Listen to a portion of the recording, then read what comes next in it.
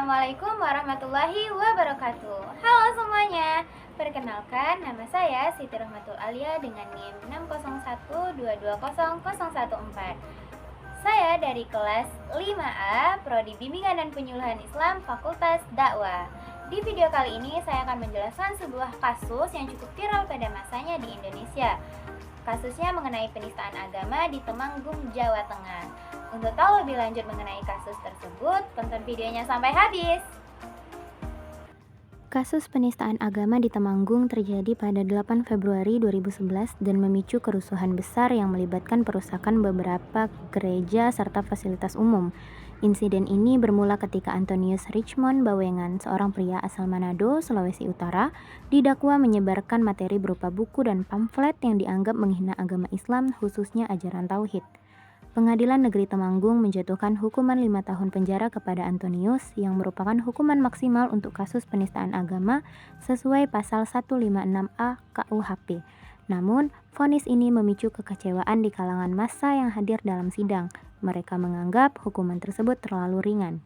Ketegangan yang memuncak berubah menjadi aksi kekerasan.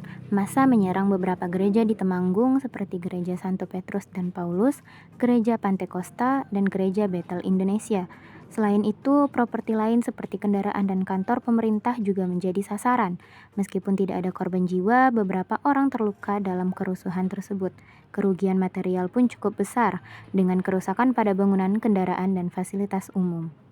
Kasus ini mencerminkan sensitivitas tinggi masyarakat terhadap isu agama. Ketidakpuasan terhadap sistem hukum menjadi salah satu faktor pemicu di mana vonis pengadilan dianggap tidak mencerminkan rasa keadilan bagi sebagian pihak. Selain itu, provokasi oleh pihak tertentu turut memperkeruh situasi. Polarisasi sosial antara kelompok mayoritas dan minoritas juga menjadi latar belakang yang memperburuk konflik. Dampak dari peristiwa ini meliputi rusaknya hubungan sosial antar umat beragama di Temanggung.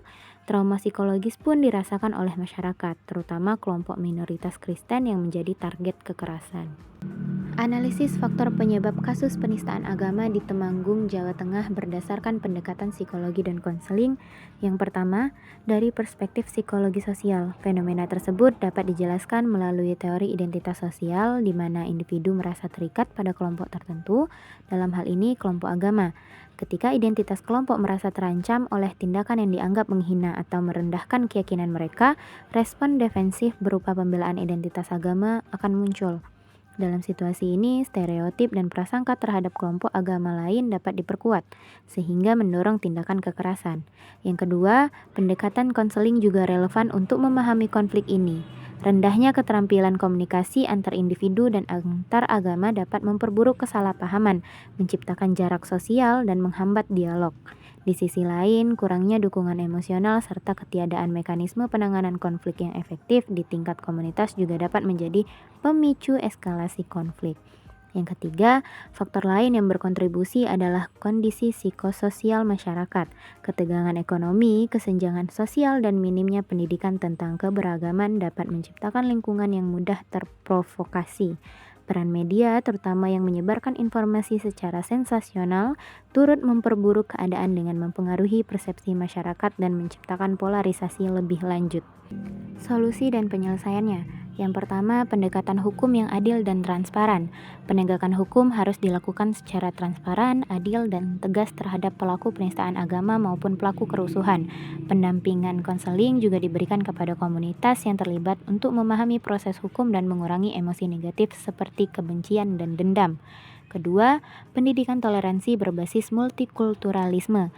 Dengan mengintegrasikan pendidikan toleransi agama dalam kurikulum sekolah dan mengadakan seminar atau lokakarya lintas agama untuk memperkuat pemahaman terhadap keberagaman, meningkatkan empati dan mengurangi stereotip terhadap kelompok agama lain melalui diskusi interaktif dan kegiatan bersama, dengan memberikan pelatihan kepada guru, tokoh agama, dan masyarakat agar mampu menjadi agen toleransi.